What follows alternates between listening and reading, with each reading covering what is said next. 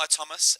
Any fresh concerns from the win yesterday? And can we just get the latest on Dom, Destiny, and Romero, please? Yes, no, all good from the guys that played yesterday. Dom steps forward. We take it step by step. Kudus on the pitch today. Not a time frame, but on the pitch today. Dest on the pitch today as well. So three steps forward. An excellent win yesterday, top of the league in the away form. Why do you think it's so different away and then compared to home this season? Are you still trying to work out how to play at home this season? Because away it's been perfect. I think sometimes it's still a relatively small sample. Hopefully in the end of the year, the stats are fantastic away and fantastic home. It's still it's a team that we, I'll say it's a new team, but still teams need to find each other. And how I see it, the way we chosen to build it, I think we now have 9 Premier League games. I can't remember, 3, 12, that's 14 games in total. And we had one bad performance against Bournemouth, second half against Wolves, and second half against Monaco. Bad performance. So I think in general we're building. The previous manager said he was told the club needs to win a trophy. Obviously, they won a trophy at the end of last season. It's obviously a very tough draw, Newcastle away. But when there were discussions when you joined the club, was mentioned winning trophies, winning competitions. Was that talked about?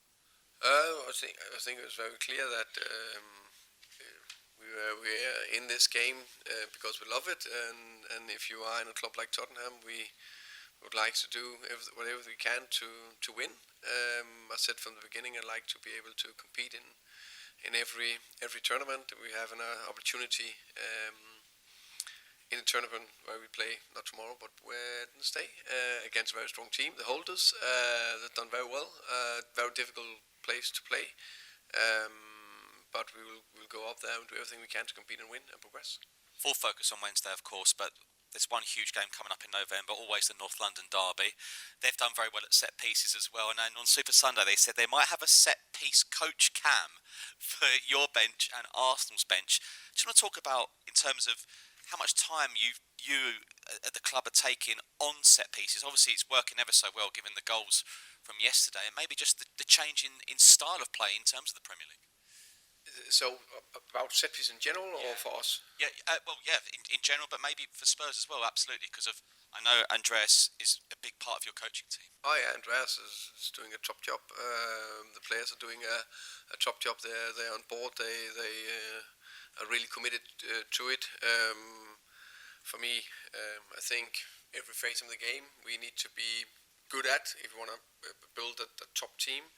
But set pieces, obviously, I think it's a third of all goals, isn't it? Something like that is from set pieces. So not to use time on it and super focus on details, do the right thing. It's construct a team so you can defend them, but definitely attack them. That's I think is a major strength. So I'm very happy with how we are at the moment with that. Hi Thomas, how are you? Very good, thank you. You? In terms of set pieces, which you've just spoken about, I'm getting the impression there's been a bit of a correction in football from everybody just wanting to play out from the back and play perfect football to now maybe going back 15, 20 years where long throws, corners on the top of the goalkeeper, more direct football, let's put it like that, is being implemented. Am I right? I haven't seen every game, every league, or at least just the top 5 leagues. Only just focus on the Premier League. Then you can say that my feeling is also maybe the feeling was also a stat. We have more goals this season from set pieces so far. I can't remember, maybe there is, but definitely more long throws in general from a lot of teams. So that's definitely a clear example of more focus on it. I think every manager club want to compete, and it's about to find the small margins. And I think the success that we had at Brentford. It was maybe not as fancy because it was a smaller club, but also that Arsenal picked it up. I think Liverpool 2 years ago was extremely good as well. So the top clubs also picked it up and think, oh, then probably need to do this if you want to be able to compete or raise the bar to be even better. So I think that's probably the reason. Is it more economical for a team to play like that though? Because if you're playing out from the back and you're having to play through teams, isn't it just easier to start off in a position whereby you're in the opposition's half and you can throw it long or play a corner in? Yeah, I think, as I said before, you need to be good in all phases. I think, for example, we yesterday in first half, I think we were very good in building from the back. You also need to control the ball in the middle of the pitch sometimes, and it's all about what kind of strategy and style you have. But a big part of it is definitely also to be good at set pieces. For 50 years at Newcastle, for nearly 20 years here, it was always said the club's got to win a trophy, and when they win their first one, more will follow. So Newcastle won the League Cup last season, you won the Europa League.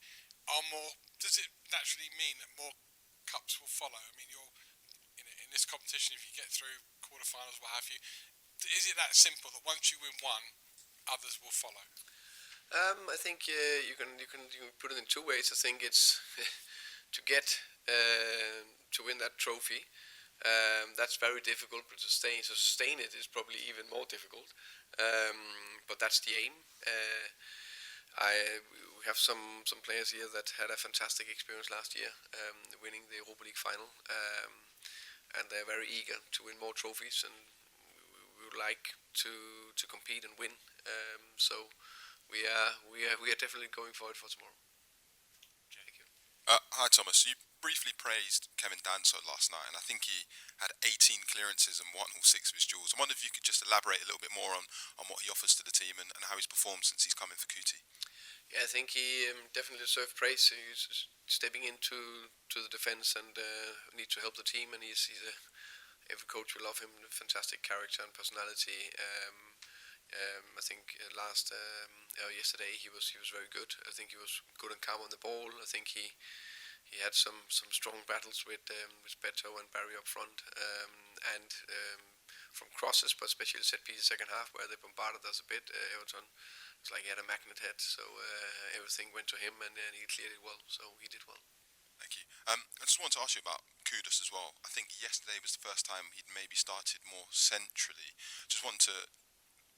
Would like you to explain your reasoning behind that and what you thought he offered in that sense. I think I sometimes try to change a little bit, tweak it a little bit, the game. So wanted to have Brent Johnson that is very good from the right, his ability to running behind and produce crosses as well.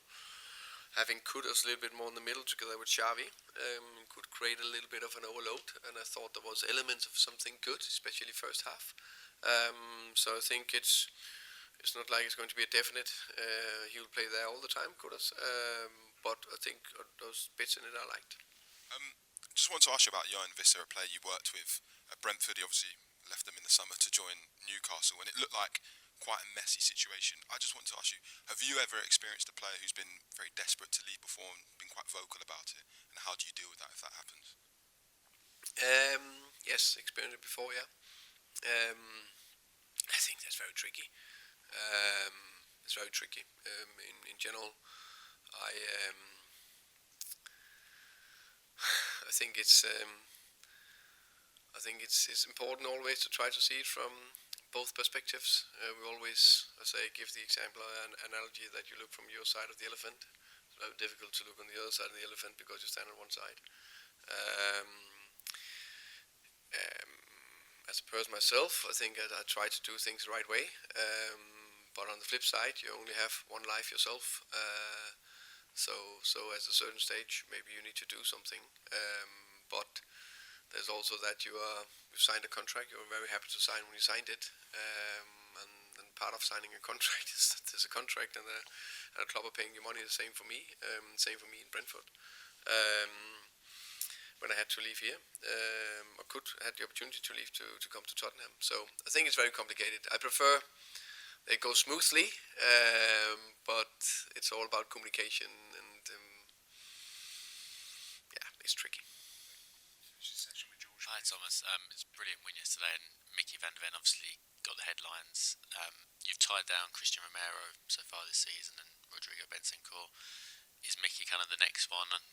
Big written red on the board, tie down Micky van der Ven to a long-term deal. Yeah, very happy with Micky. I think he's been brilliant for the club since he signed.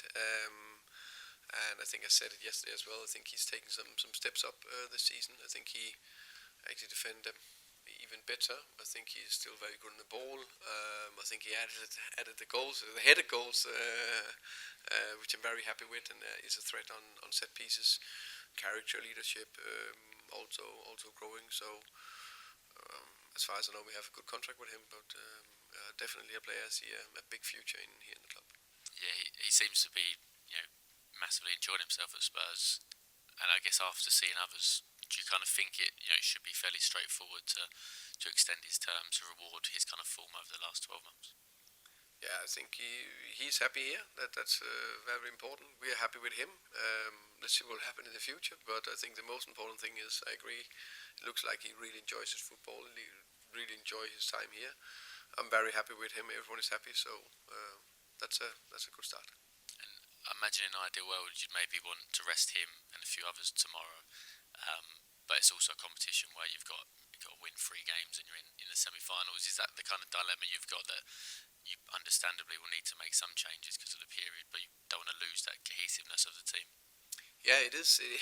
That's the challenge and the dilemma. And of course now it's a cup tournament. It's 1 game, so it's a little bit more at stake, you can say, but it needs to be the same mindset. So I changed 4 players from Monaco to Everton, and 3 or whatever from Villa to Monaco, something like that. I can't remember. So of course there'll be a little bit of rotation, like I basically have done from game to game, because we played every 3rd or 4th day. So you need to do it if clubs does it. If you want to compete, that's the next thing. So if you want to compete over 60 games, you can't play the same 11 for 60 games, because the risk of injuries and fatigue and lack of performance that will just naturally happen. So it's that fine balance to try to manage that. That is, but that's what we're up for. That's one of the beauties of being head coach, and sleepless nights to try to figure everything out. But that's part of the good fun.